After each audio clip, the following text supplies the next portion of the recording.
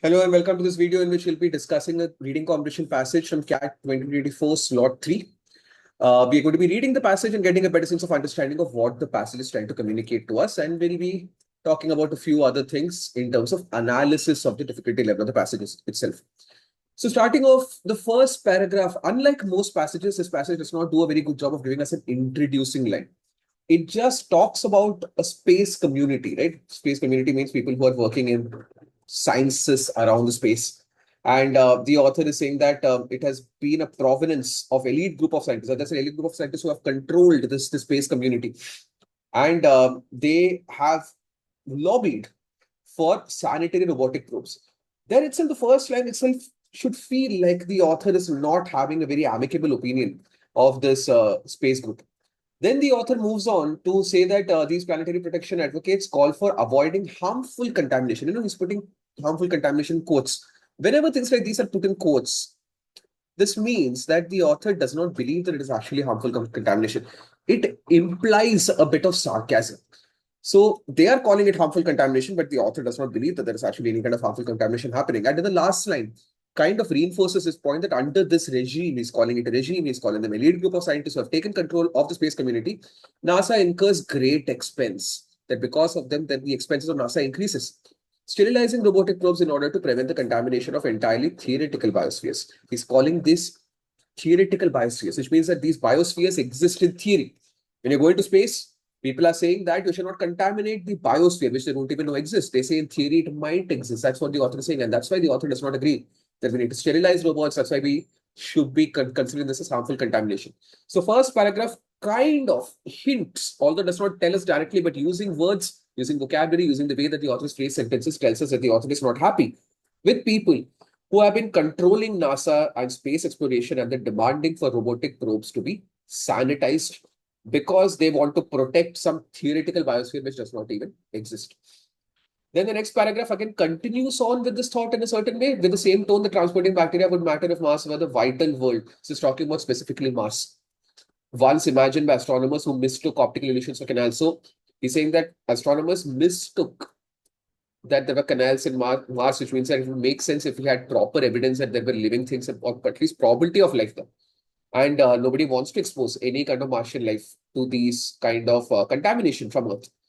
But then that has been debunked because he's saying that the astronomers were mistaken when they made this conclusion. And then the author concludes with a similar kind of a sentence as he concludes the last paragraph. The upsides from human exploration and development of Mars clearly outweigh the welfare of purely speculative Martian fungi. So he's calling Martian fungi speculative. The people are speculating that it might exist, but they don't know whether it actually exists or not. And the author is saying that protecting them should not be our first priority. It should be that we need to explore Mars and we need to learn more about it. That should outweigh any kind of needs and requirements of these theoretical species. So the author is again advocating for not sterilizing the robots. Then the author talks about the fact that when we are exploring any other objects like moon, asteroids, and other places where we're looking to explore, to develop, to even make it into future human settlements, then we need to understand that these places are radiation-soaked realm of hard vacuum, which means that anyway your probes are going to go outside, and by the radiation, they're going to get sterilized. And the author is then making a point, very, very important point the author is making, that it's also important to note that many international competitors will ignore the demands of these protections. And he's giving an example of China. Actually, like countries of China will not even make this effort of sterilizing robots. So what is the point of only NASA following it up if China tomorrow sends a probe into space, into Mars? They are not going to sterilize it. So anyway, the atmosphere is going to get contaminated and you're not going to be able to control every single organization in the world.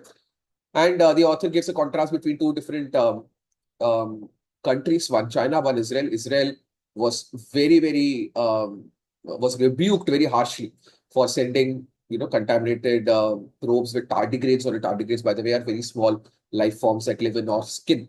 So they're very, very microscopic, and then sending a probe or a mission full of tardigrades to Mars or to some kind of place, like I think to Moon, whereas China sent an entire terrarium. Terrarium is like a small bit of earth and germinated a plant there, and then no one even blinked their eye. So it's not going to be possible to control every single country in the world. So why bother spending so much of money just so that you want to not contaminate a theoretical life form. So that's what the author is continuing on with the point.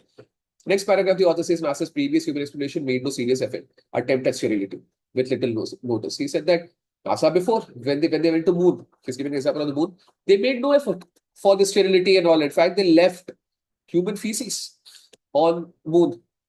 And the author says that that is good because again, cleaning everything up that they had on moon and then bringing it back would increase the payload, would increase the cost, might even stop human exploration totally. So that is the point that the author is trying to make again, that in the past, we were not this concerned about sterility. Why this newfound fanaticism about sterilizing the planet or sterilizing the probes when we are going to explore space? And then the author says that, okay, there are people who really want to sterilize this, so let me give you a compromise. So the compromise is that the author is saying that we can segregate the space missions into zones on Mars. So some for science use only, some for habitation, some for resource exploitation. So we can decide that in some places, okay, you don't contaminate, but then other places we need to take life forms to see that how they behave in planets for scientific exploration. So we should not be spending so much of money on sterilization, and we should be given the freedom to take biological organisms into space. So that is what the passage is about. In fact, the last line is concluding with the exact argument that the author is making, that are the lives on Earth worth less than some hypothetical microbe lurking under Martian rocks, that if we want to make other planets our settlements, we need to send life there and see that whether it survives, whether it does not, what does it require to survive. So is some Martian life more valuable than Earth life? That is what the author is questioning with respect to the measures which have been advocated by these elite group of scientists at NASA for sterilization. So this entire passage is about mostly space missions, specifically Mars missions, and whether Mars missions should be sterilized, their probes, the aircraft should be sterilized or not. The author is vehemently against it. The author is also suggesting a kind of a compromise and is against it for multiple different reasons. Number one is cost. Number two, of course, is he's saying that that is going to be detrimental to scientific progress. This is what we have to understand from the passage.